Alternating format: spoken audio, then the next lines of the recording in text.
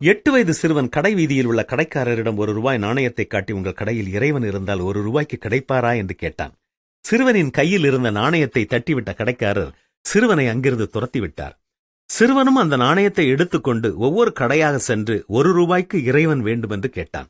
பல கடைக்காரர்கள் அவனை விரட்டிவிட்டாலும் மனம் தளராத சிறுவன் அங்கிருந்த ஒரு பெரிய கடைக்குச் சென்று கடை உரிமையாளரிடம், உங்கள் கடையில் இறைவன் இருந்தால் ₹1 வேண்டுமென்று கேட்டான். அதற்கு அந்த கடைக்காரர் மிகுந்த கோபமுற்று இழுத்து கொண்டு போய் வெளியே தள்ளிவிட்டார். அவன் வந்து கொண்டிருந்த ஒரு விலையுயர்ந்த சொகுசு காரின் முன்னே சென்று விழுந்தான். அந்த கார் நிறுத்தப்பட்டது. நல்ல வேளை அடியேதும் படவில்லை. அந்த காரில் இருந்து இறங்கி அந்த பெரியவர் அந்த சிறுவனை பார்த்து என்ன ஆயிற்று என்று கேட்டார். அந்த சிறுவன் நடந்ததை கூறி பின்னர் அவரிடம் தன்னுடைய ₹1 நாணயத்தை காட்டி, உங்களிடம் இறைவன் இருந்தால் இந்த ₹1 வைத்துக்கொண்டு எனக்கு கொடுக்க முடியுமா என்று கேட்டான்.